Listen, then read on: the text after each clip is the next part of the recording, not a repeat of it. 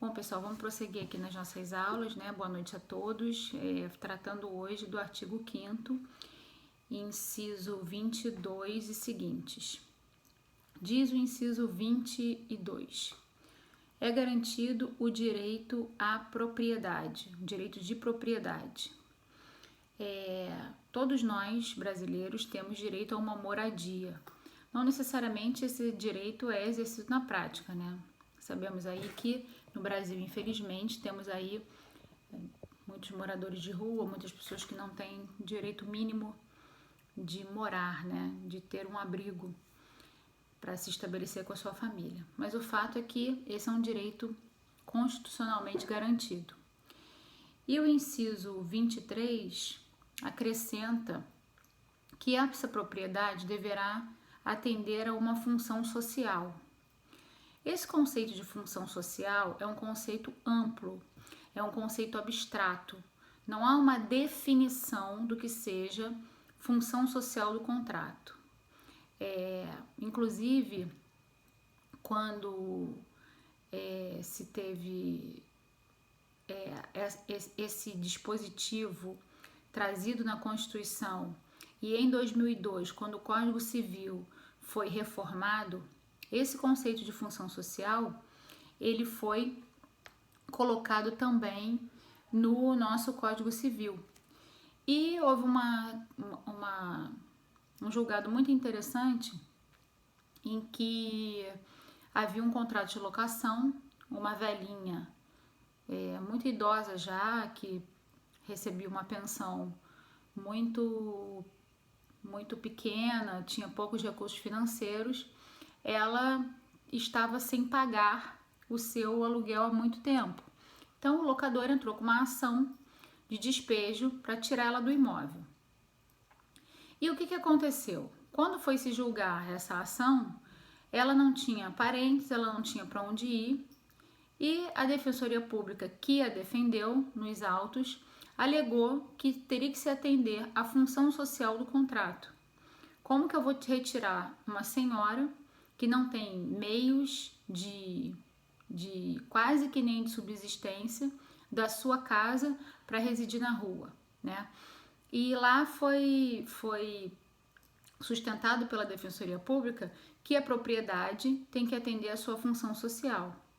E que se o locador tinha um imóvel, a possibilidade de ter um imóvel em locação, ou seja, locado para alguém, significava que ele tinha muito mais condições de subsistência do que a própria velhinha, né? Porque, de fato, ele não precisava do imóvel para morar, era um imóvel em que ele alugava. E então, no julgamento ficou definido pela suspensão do despejo em função do atendimento a essa função social do contrato.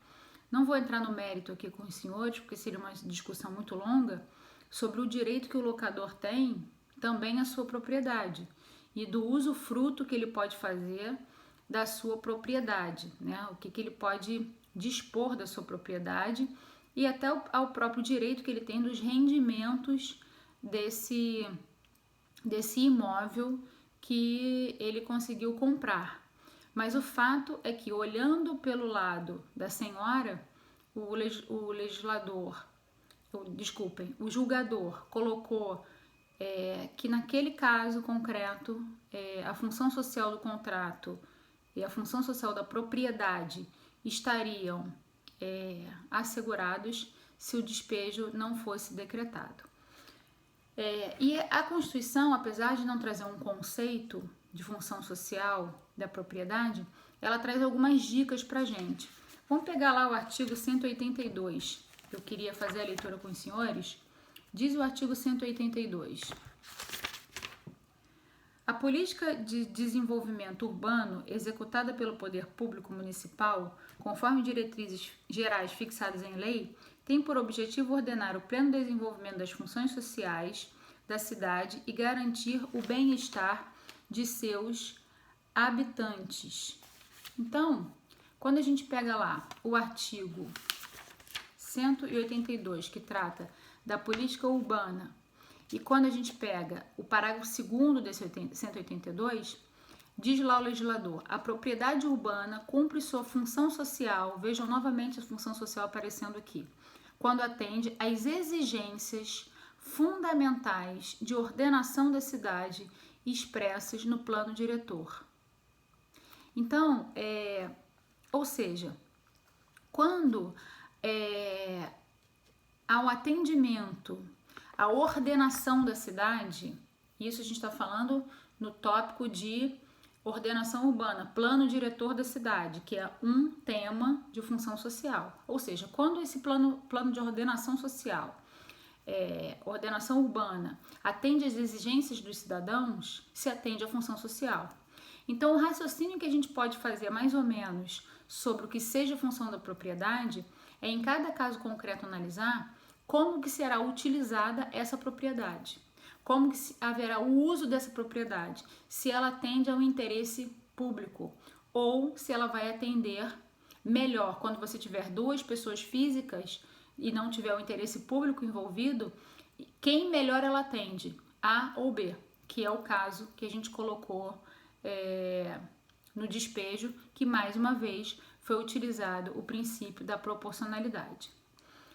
Quando a gente passa ao inciso 24, a Constituição diz: a lei estabelecerá o procedimento para desapropriação por necessidade ou utilidade pública ou por interesse social, mediante justa e prévia indenização em dinheiro, ressalvados os casos previstos nesta Constituição.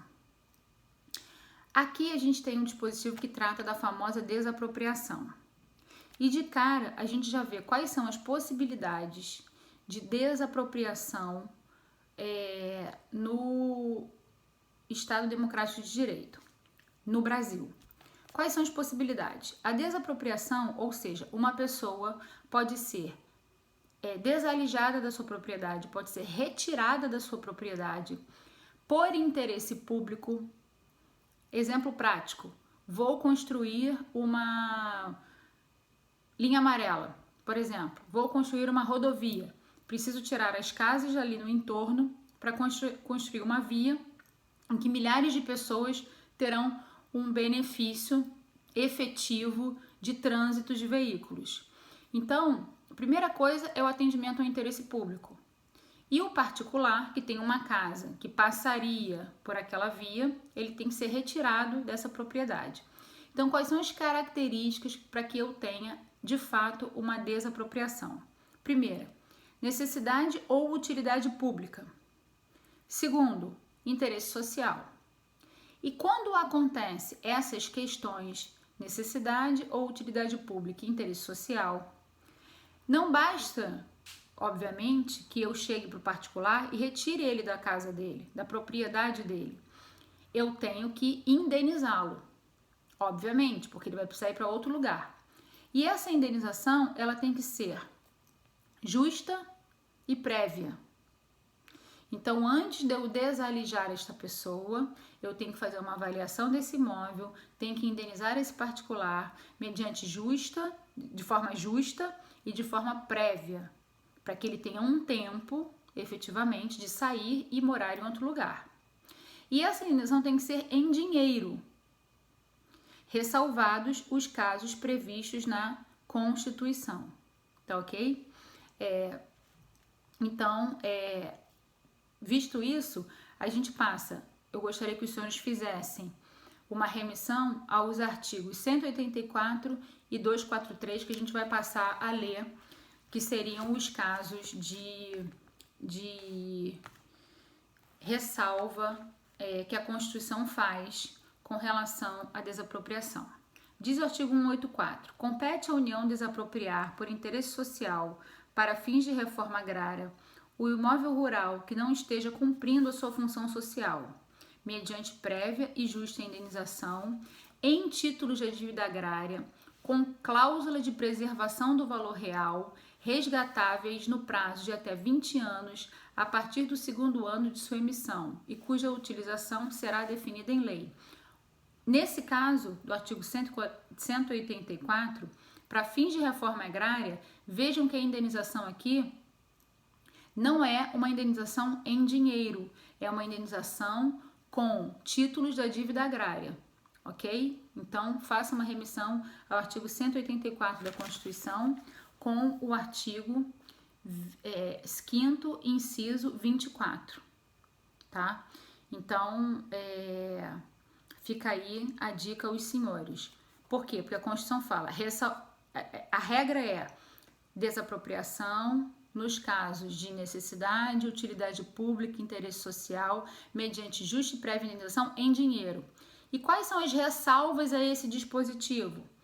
Repetindo o que a gente acabou de falar, artigos 184 e 243. Então, para fins de reforma agrária, a indenização ela é feita mediante títulos da dívida agrária, tá certo? Não é em dinheiro. Agora vamos pegar lá o artigo 243. Diz o artigo 243. As propriedades rurais e urbanas de qualquer região do país onde forem localizadas culturas ilegais de plantas psicotrópicas ou a exploração de trabalho escravo na forma da lei, serão expropriadas e destinadas à reforma agrária e a programas de habitação popular, sem qualquer indenização ao proprietário e sem prejuízo de outras sanções previstas em lei, observado no que couber o disposto no artigo 5º.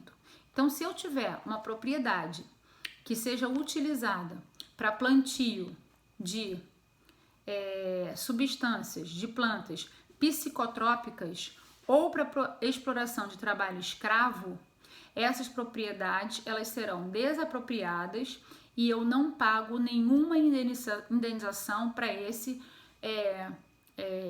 infrator, porque ele está lá utilizando a propriedade não com finalidade de fim social e para fins ilícitos. Então, são duas ressalvas que a Constituição faz com relação à indenização prévia e em dinheiro, ok? Artigo 184, desculpa, e artigo 243. O inciso 25, ele também trata de uma possibilidade de desapropriação. No caso de iminente perigo público, a autoridade competente poderá usar de propriedade particular assegurada ao proprietário indenização ulterior se houver dano. Aqui a Constituição não fala em desapropriação, mas é possível, em caso extremo, haver uma desapropriação sim, se esse perigo for um perigo permanente. É raríssimo, mas a Constituição ela fala em uso. Por que em uso? Porque no caso da desapropriação do inciso 24, é uma expropriação definitiva. No caso do artigo 25, é uma utilização temporária, que pode virar a ser uma desapropriação. Explicando melhor para os senhores, tá? Que pode vir a ser uma desapropriação, dependendo se houver um interesse público, se houver uma necessidade para que aquele imóvel que temporariamente eu preciso usar para evitar um iminente perigo público se tornar permanente e eu não tiver como apenas usar, tá ok? Mas é possível sim, numa hipótese remota. Qual seria o caso então de eu vir a usar uma propriedade para evitar um caso de iminente perigo público? Poderia ser um incêndio, por exemplo. Eu preciso entrar na casa de alguém para poder, os bombeiros precisam entrar na minha casa para poder apagar um incêndio do meu vizinho. E aí os bombeiros têm que quebrar uma parede, têm que quebrar uma janela para poder evitar que um hospital pegue fogo, enfim, um hospital público pegue fogo. E aí eu vou ser indenizada desses danos que foram causados na minha residência para que não haja esse iminente perigo público, tá? E por fim, o último dispositivo que a gente trata hoje é o inciso 26. Diz o inciso 26. A pequena propriedade rural assim definida em lei, ou seja, o que é pequena propriedade rural é uma definição legal e está definido lá no Estatuto da Terra, que é a Lei 4.504 de 64. Desde que trabalhada pela família não será objeto de penhora para pagamento de débitos decorrentes de sua atividade produtiva, dispondo a lei sobre os meios de financiar o seu desenvolvimento. Então, aqui é um caso de exceção de possibilidade de penhora. Todo mundo sabe que se eu não pagar uma dívida, eu posso ter um imóvel meu penhorado, né? Pode ser a dívida do próprio imóvel ou pode ser outra dívida que eu possa vir a penhorar o meu imóvel, ok? Existe a Lei 8.009, que é a Lei de Proteção ao Bem de Família, que excepciona a possibilidade de eu penhorar o meu imóvel bem de família, tá? Por qualquer dívida. Então, meu bem de família é impenhorável. E também a propriedade rural, ela é impenhorável, mas ela só é impenhorável, atenção, no caso de vir a ser penhorada para pagamento de débito decorrente de sua atividade produtiva. Então, eu não posso penhorar a pequena propriedade rural porque há uma dívida da própria produção daquela propriedade, tá ok? Fora isso, se for uma dívida decorrente da compra de um outro imóvel, da compra de um outro bem qualquer que não esteja relacionado à atividade produtiva, pode ter a penhora sim, tá certo? Então, por hoje a gente fica por aqui com o estudo breve desses dispositivos e a gente volta na próxima aula a partir do inciso 27. Uma boa noite para os senhores, foi um prazer estar com vocês.